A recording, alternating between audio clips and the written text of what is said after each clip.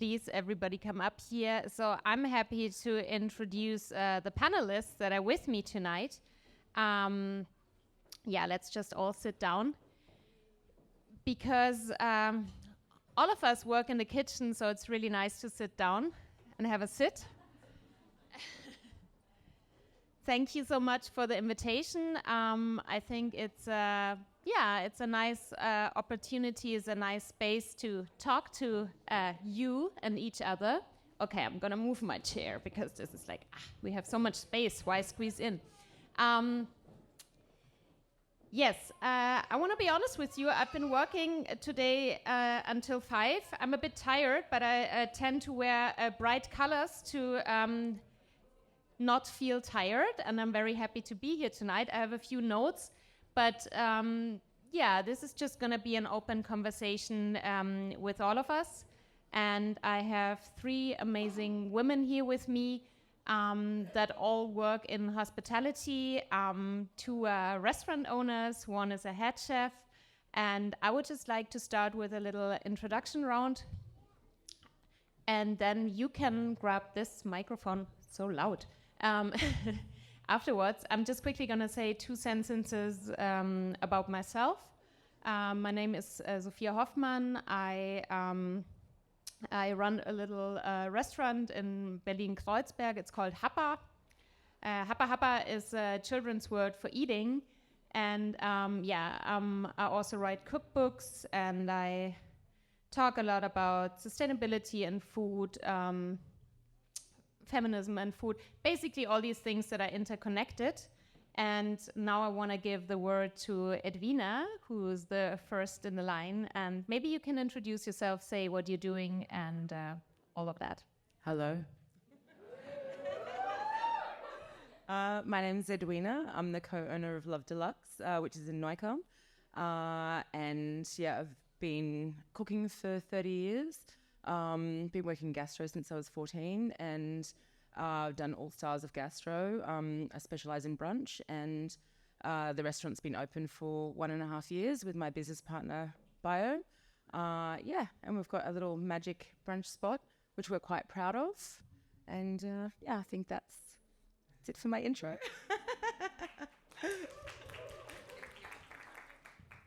Hello. My name's Kaylin. I am the owner and chef of Ma-Makan. It's a little Malaysian-Singaporean kopitiam in Kreuzberg on Lausitzerplatz. I guess I've been working in hospitality since I was about 15 years old, but mostly in cafes. After I moved to Berlin, I started doing pop-ups. I don't have any formal chef training, but I just did it because I love cooking. And we opened the restaurant about almost 2 years ago now. That's me.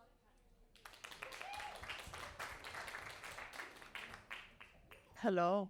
No.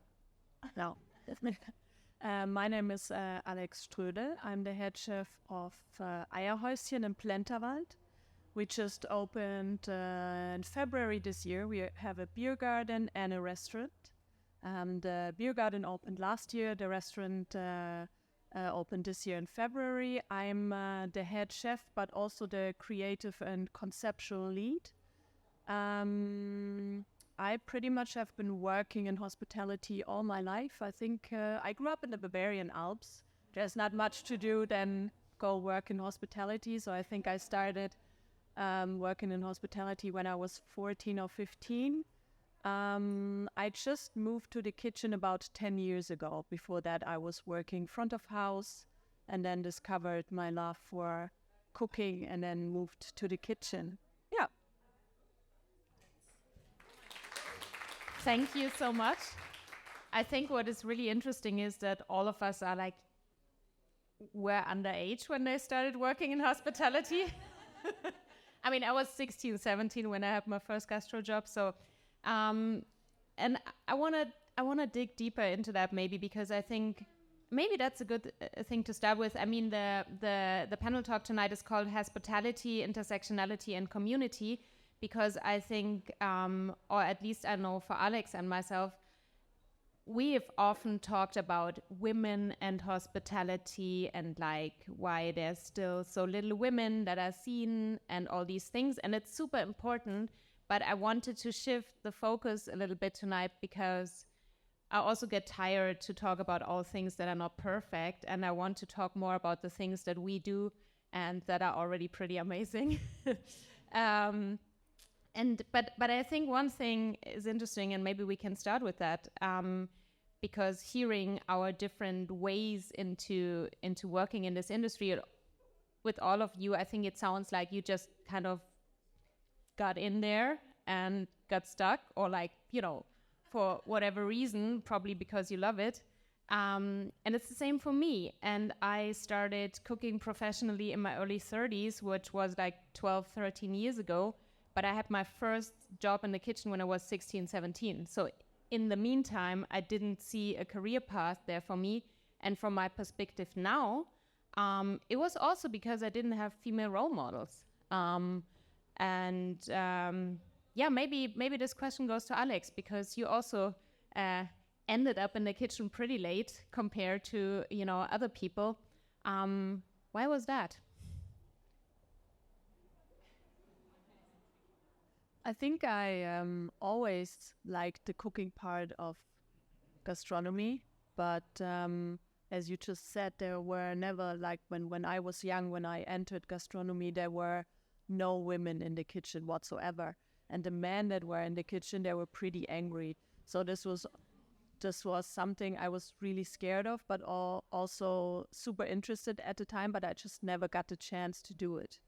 And I think it was like in my late 20s, early 30s that I came across an employee that actually took the chance of letting me in the kitchen, and I haven't looked back since. Yeah. How was it for you too? Did you just stumble into this industry, or was it like you grew up and you were always like, yeah, I'm gonna be a chef, I'm gonna have a restaurant? I'm just curious. No, I never thought I was going to be a chef. I always really loved cooking, like since I was young. My mom said, don't be a chef because it's too hard work. I didn't listen to her. But I honestly didn't, like, I moved to Berlin 9 years ago and I didn't think I was going to be a chef. I kind of started Ma-Makan because I wanted to share this food, and this food didn't really exist in Berlin yet. So it was more because, of course, I had a passion for cooking, but it was like I thought Berlin needed this. Yeah. I think it did. For me, so my childhood was spent trying to get food. So I always like found myself in the kitchen, and I was also very self-sufficient. So I was trying to make myself meals, and then I come from a big family as well. So yeah, it was trying to, I guess, get food on the table quickly. So yeah, I learned to cook from a very young age, and I think I learned a lot of my cooking skills from my father. I didn't think I would end up being a cook, but I did also kind of fall into the industry. Like I left school when I was quite young. I was 13.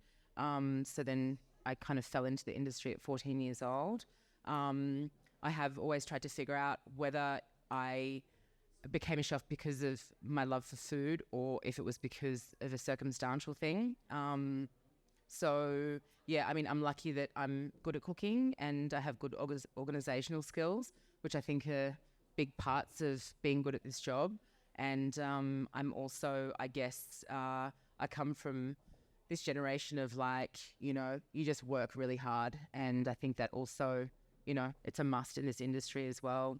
But it's interesting what you were saying earlier about all of us being teenagers when we got into the industry. I think there's a definite, like, you can see people who've started in this industry from a young age and how we're kind of indoctrinated in a sense of like you work until you fall over. And I was saying earlier to Frida, it's like there's definitely, especially when you come from a male-dominated industry as a female, it's like you come to work, unless you've got 2 broken legs, you come to work, you know?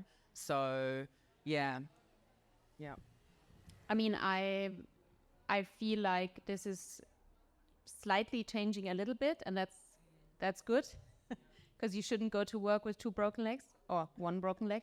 No, I mean, honestly, there's a lot of things wrong in hospitality, and the idea of how people should like self-exploit and all of these things. And I think there is a lot of progress to be made, but also a lot of things that still definitely need to change. And it's hard as a business owner. It's hard to make money, and it's a very tight business. But I would like to dive into the expression, or like the idea of diversity within the food scene in Berlin, because I've been living here for 15 years, and a lot of things have changed food-wise in these 15 years.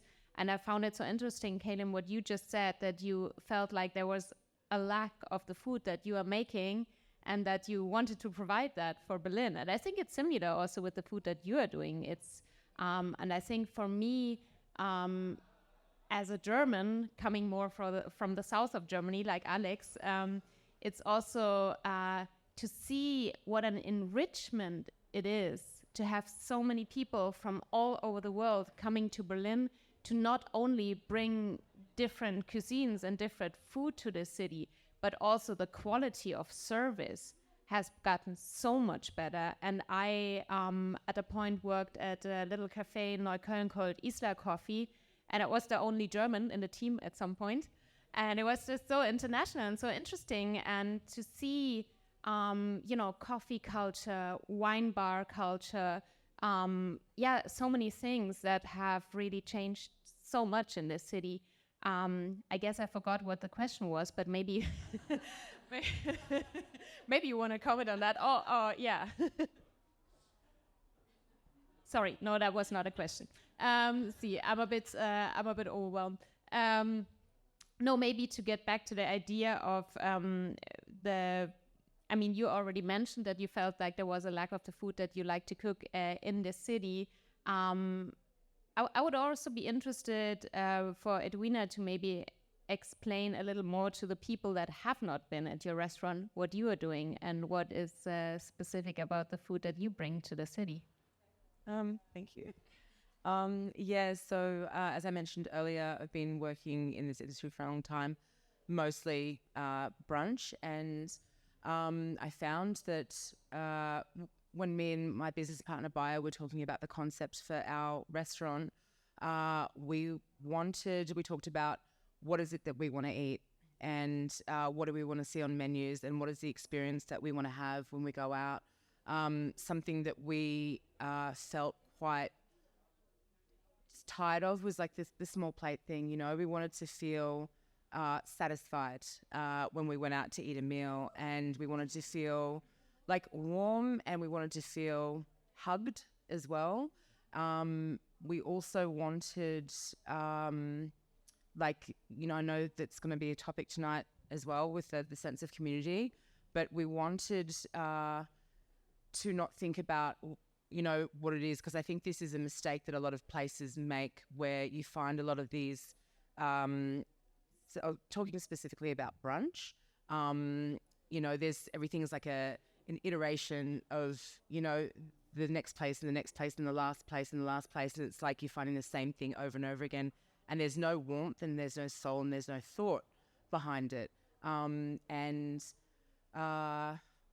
So this is what the concept was with the food, and we wanted things to be spicy, we wanted things to be bold, flavorful, and so it just comes back to what we want our experience to be. And we think we're like strong believers in you need to teach people what they like to eat.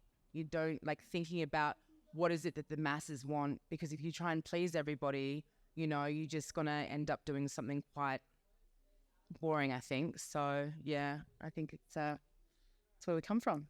I think that's a very interesting point, and I want to give that to also you too, because I also know from how Alex is cooking, like you always walk on such a fine line between, of course you have maybe these thoughts of like, what does the customer want, but also you want to make an impact and do what you feel you want to do.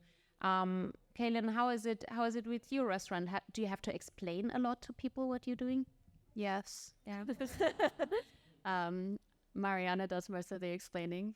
She looks after the front of house. Yeah, but she does a great job at explaining because a lot of people need an introduction to this kind of food. I think the Asian food here is dominated by Vietnamese, a bit of Chinese. What else? Not so much else. I mean, there is, but like it's not so well known. So I think, when I open a Malaysian Singaporean restaurant, they're like, "What is this?" So yeah, for like local German people, it's a lot of explaining. But then we have really brought together the community, like the Southeast Asian community, who are really grateful that we're here, and I'm grateful for them for coming. That's been really special because I didn't know that there was so much of that community here before. Yeah, so this also came to you and you didn't really expect it when you started. Yeah, exactly. That's so nice. Yeah, I wanted to also connect with Alex because Eierhäuschen, maybe some of you have been, it's this very traditional, old school kind of Ausflugslokal in Plenterwald with a beer garden. And of course, you and the team have changed the concept 100%. So that's probably a topic with your customers, right? So yeah, you wouldn't think, I mean, we do German food, so you wouldn't think you don't have to explain to people, but we actually do. Like there's a lot of explaining to people, a lot of also, not understanding why we don't have certain things. Our take on German cuisine is, I love German cuisine, like from all over, or Alpine cuisine to take it to Austria and also Switzerland. I love that cuisine, and I just want to cook German Hausmannskost. I don't know if there is an English word for that, actually. I don't think so. It's like very solid, hearty food, but I want to have a modern take on it. And this sometimes requires explanations. So you do the bratwurst, but people are confused if they don't get this one dish that has always exactly been like we get asked a lot why we don't have schnitzel, for example, stuff like this. Yeah. So this is already very, very German. Far out to open a restaurant in this area and don't have schnitzel. Well, we might have some schnitzel soon. I see. So you gave in. Yeah, I gave in. But schnitzel is also great. It's just it's a bit of a hassle to make for a lot of people. I think it's interesting. I think on one hand, Germans are really people of habit. But also Berlin luckily is full of not only Germans, also maybe the Germans that are more open.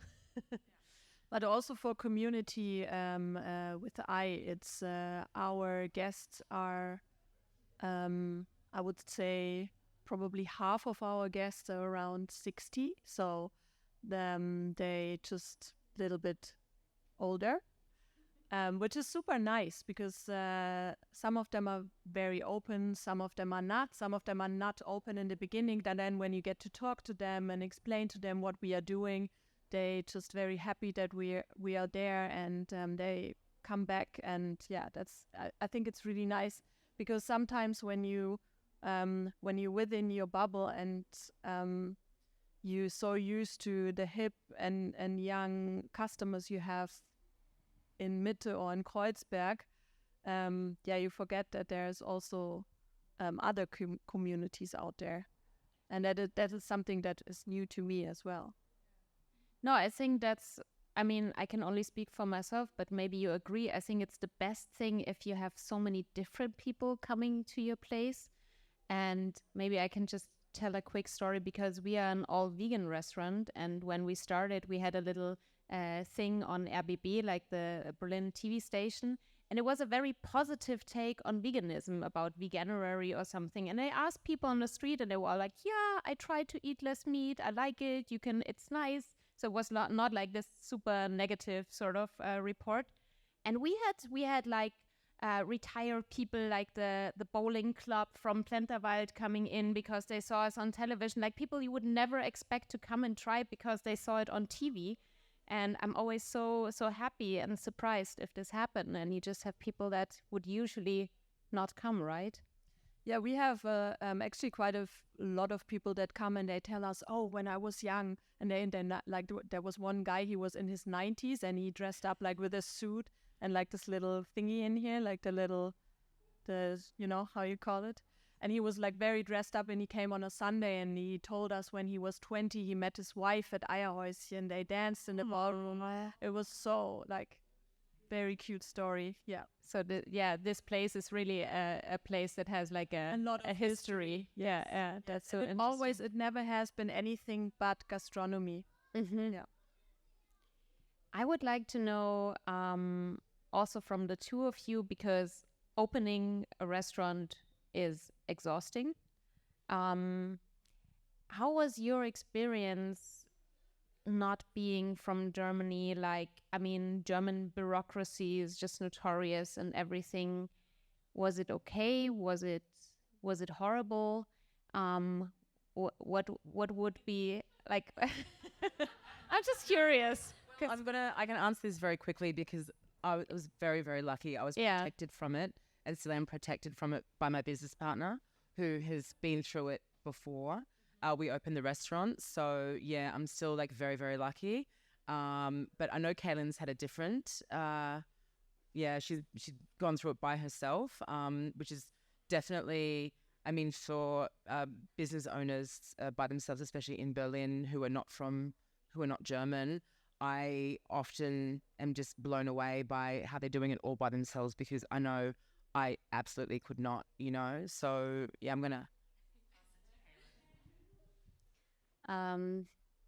It's not been easy, but I really do feel that I have support. I'm not sure. Yeah, maybe some people know, but Ma-Makan is in the same location as the Panda Noodle was. So I took over from Panda Noodle when they closed.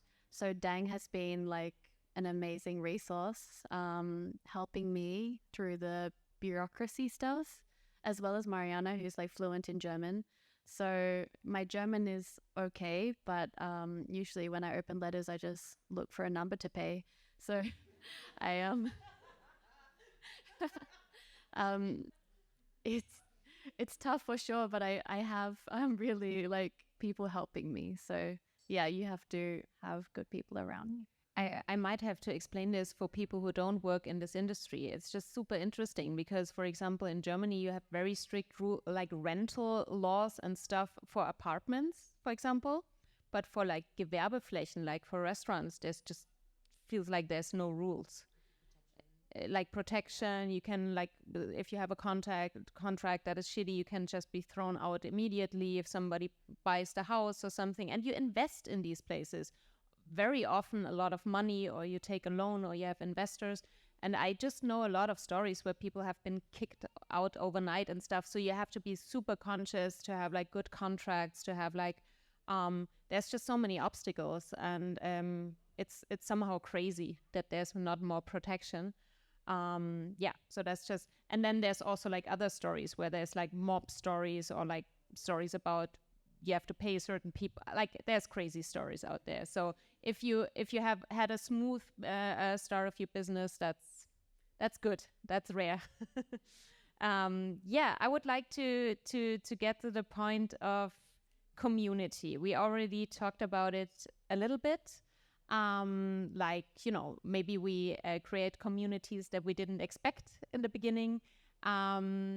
But there's also, when we started the restaurant, there's this expression of the third place. In German, it's called dritte Raum. Maybe also something like this place here, you know, where you have a place that is not your home, but a place for community. And that can, of course, also be a restaurant. That can be a lot of places. That can be a cultural space.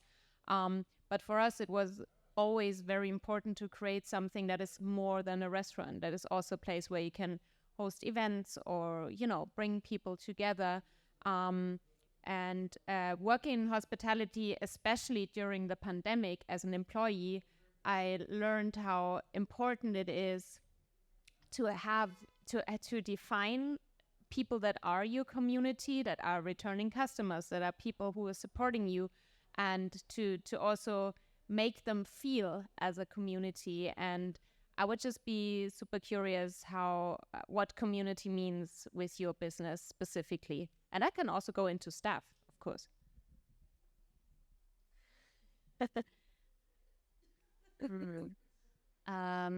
Community, I think, really keeps me going in this business because it really doesn't feel like just a business. The people that it's brought together, like being a hub for the Asian community, BIPOC community, queer community, many communities around me. We've been hosting events such as like Fundraiser for Palestine, queer speed dating, pop-ups. So I think all these little pockets of community, it's just so like motivating and encouraging to keep going, because if you're just a business, for me anyway, it's not that motivating. And isn't it also nice to have a space where you can do these things, So right? I mean, one of the reasons why. Yeah, absolutely. Yeah, I mean, as Kaylin said, like, it is incredibly important. When we were going through the process of opening, we were talking about not wanting this business to be purely transactional, in that people just come and eat at the restaurant, they pay, and then, you know, and then it's over. Through opening up Love Deluxe, it's opened up. One thing we were seeking and that we were really craving for was having been connected to the BIPOC community as well. In the last year and a half that we've been open, for me personally, I have connected with a few big handfuls of Polynesian people living in Berlin, and I was kind of walking around for 6 or 7 years thinking that I was the only Polynesian in Berlin, but it turns out there's loads of us, and we've all started magnetizing together, and we have meetups. And I mean, beyond that, when you're talking about community and support networks as well, like I know Kaylin and I have some, Kaylin and us have some of the same support networks, and our close friend Deng, for example, helps us through a lot and gives advice, and our other close friend Eleanor. Yeah, applause for Deng for sure. And our other friend Eleanor, who works in the industry too, has been supportive, very, very supportive. And I think also, you know, just helping each other, and people, just coming together and wanting to help and wanting to lend a hand and support each other in any way. I think it's very, very important. Of course, you know, it just makes you feel seen and heard, and it makes everyone feel really fucking good to, just to be there and holding each other's hands and embracing each other. And it's beautiful. I think, I think that's important to mention, because I'm going to ask you a question about this. No, because community, not only in the sense of customers, but also supporting each other. And a lot of people have this idea probably that, you know, hospitality, there's like this one restaurant and the other restaurant, and you sort of work against each other or something. And I've just found it so sweet. When we first talked about this panel, you asked me if you should add me to this WhatsApp group, you know, where people with restaurants help each other. And I was like, yeah, that's lovely. That's perfect. I want to be in that group. Yeah. And this is overall my experience also in the neighborhood where we opened our restaurant, with our neighbors and so on. People said hi when we opened, you know, they brought a bottle of wine, we help each other. And that's important to mention, I think. And also before we did this, I can definitely put out people like Alex. You know, I was also in a certain like women's networks, or just met more women who work as chefs and stuff, and that totally encouraged me to open my own restaurant. And I think, we also have circles where we just talk about shit and support each other. No, it's strong. Yeah, actually, I wouldn't know what to do without the support of other women in this industry, because literally nobody else knows what we are going through. And this is like, even when I talk to my partner or to other people, they cannot understand. So yeah, for me, community within the industry is very, very important. Yeah. Yeah, I think it's super necessary, and and the idea that we don't work against each other, because Berlin is such a big city, there's space for a lot of different foods and a lot of different businesses, and it's a lot of people that want to eat. So I just want to talk about one more topic. I mentioned this when we talked before, and that's the topic of value, or like in German you say Wertschätzung, because Berlin as a city has this perception of being like, you can get super cheap food. It's like cheap, but I think it's this. So of course you want to be affordable for a lot of customers, but at the same time it's so hard to make ends meet. And I just wanted to also, out of personal curiosity, talk about this for a minute. How to put this? I'm thinking a lot about value, because I want to use good produce. I want to pay my employees well. How can we make it happen to make people understand that food has value? There's a lot of work in that. Yeah, it's a very big topic, and it's something that's often discussed, on a daily basis between all of us, and especially those of us who work in the industry, and I know we four as well, people that make everything from scratch. There's so much work that goes into it, and there's our literal blood, sweat, tears in this food, and in this service, and our broken bodies, and this stuff aside. And I think especially in Berlin as well, because it has always historically been a cheaper place to eat out. And I've definitely seen this shift in the last 8 to 9 years that I've been living here. The increase in food price, the quality of the food going up, of course, in the service. Döner price is a political thing. Yeah, the Döner price. But yeah, we are working sometimes like 12, 18-hour days to make sure that all the prep gets done, because we're making everything from scratch. And people don't realize this. So when someone comes in and they're like, oh, fuck, I had to pay, 13 or 14 euros for a plate of rice with some sauce on it and a couple of eggs, it's like, that's not what it is. Like there's like five things, so there's 5 items in this very simple dish that we've made, and it's taken 2 people like 6 hours to make the 5 ingredients that go into this. And it's not just that, it's the planning and that goes into it, and the recipe development, and the ordering and all the admin, and there's like so much that goes into it that people just really don't even think about, until it's explained to them. So for that, 14 euros that you're paying for this dish that, that's really tasty and that may seem quite simple to you, there's a lot of people involved in it, and there's all the bills that have to be paid. So I think that people in the industry definitely know that the profit margins are very, very small in gastro, and they're too small. So now with inflation and the tax rate going back up to 19%, like it's kind of fucked us really, and it's made everything very, very hard, and it's made everything more tight. And I keep saying to Bio, let's hike the prices up. Let's hike the prices up. But it's very, what you see on the menu, and you're like, okay, what's the perception of, like, how does this dish read? And then what is the price that it reads next to it? And what are people going to feel when they're, it's like, oh, I'm paying 16 euros for a sandwich. Well, actually, it should be, 20 euros for this sandwich, not 16, because You know, it's like you're breaking even on that 16 euros. You're not actually making any profit on it. So what is this all for? And it really is for the love of it, like for the love of food and feeding people and making people feel good through what we do. But yeah, maybe like let's get some more money. I think it's very important.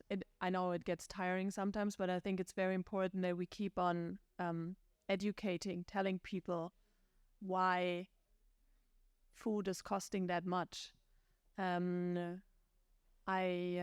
noticed the last couple of months, or maybe the last 6 months, that people are making us personally responsible for prices going up in gastronomy. And I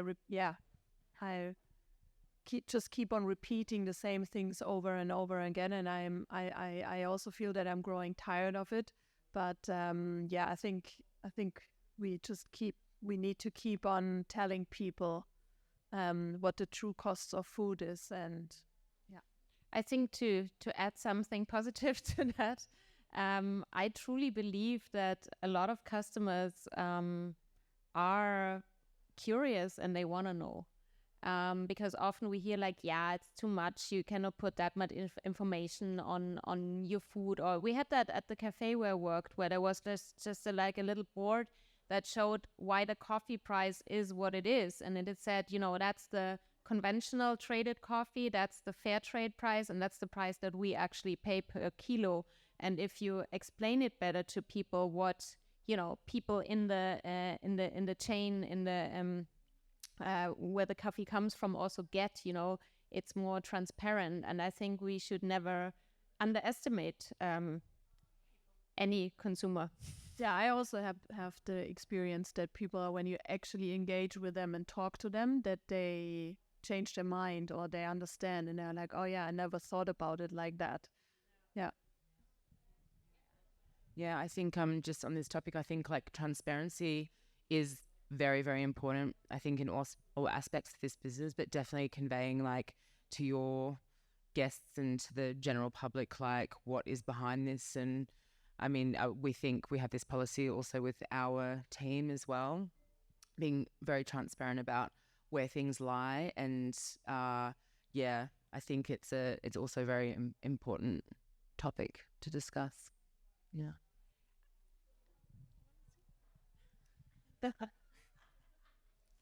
I just wanted to mention, no, because I agree with everything. I think being an Asian restaurant, I have as well, like, we do have this extra layer of difficulty because there is a lot of expectation that Asian food is cheap.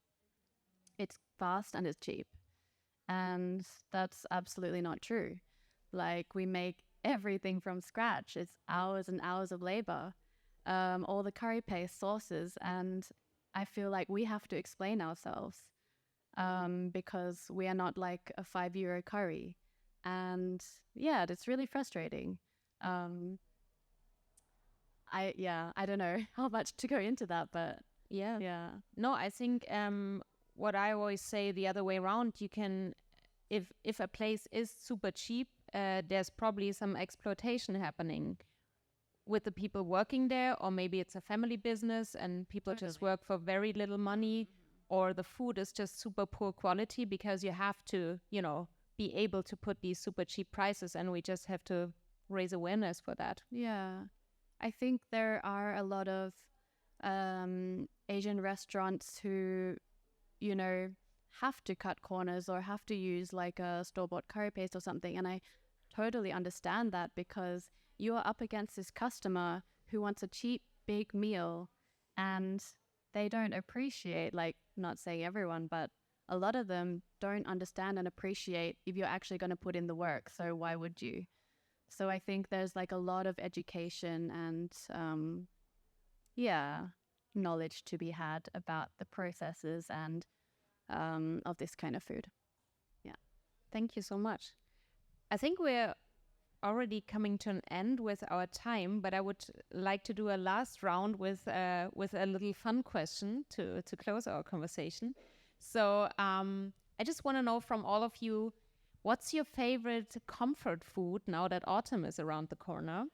And and if you could make one wish, let's say connected to your own business or the business you're working in, what would it be? And I'm just gonna start. So I'm gonna say potato mash.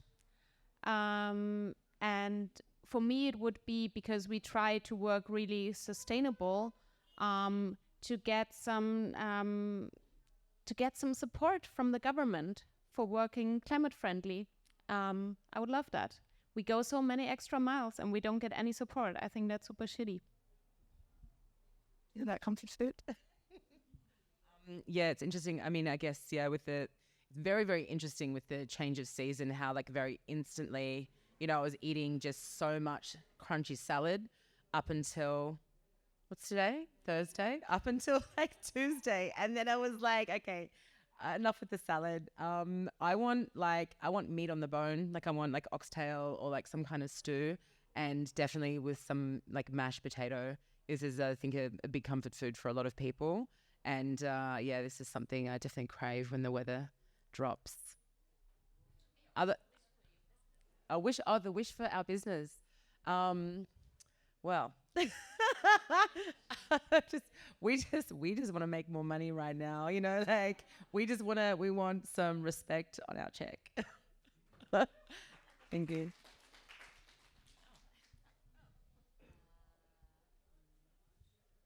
Comfort food when it's getting colder, a bowl of congee, this savory rice soup, porridge. I was just gonna say, maybe some people don't know what it is. Oh, it's a savory rice porridge. You can have different toppings. We make one with shiitake mushrooms and things.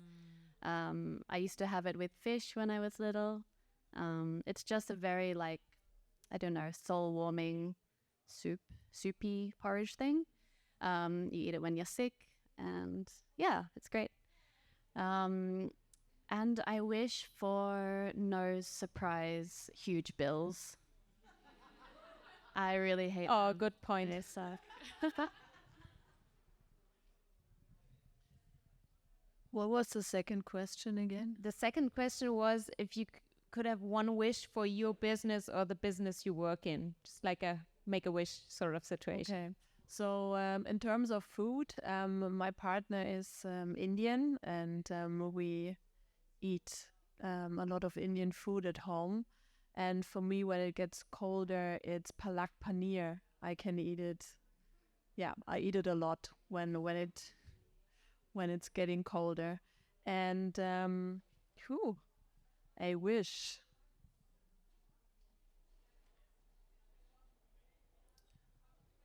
Actually, can I also have a wish for the industry in general? Oh yes, please. I just Big one. a big one. I wish that everybody in our industry is doing great and is making it through the difficult times we have at the moment. Yeah. Thank you so much, Alex. So I would just like to close this and end with thanking all of you for coming here together, and also maybe remind you people, I don't know, who works in hospitality or not, support this industry. It's very important for our culture, and we put a lot of work and a lot of love into it. And yeah, thank you so much for this invitation tonight, and have a good evening. Thank you, Marie, and look at the nice photos. Good night.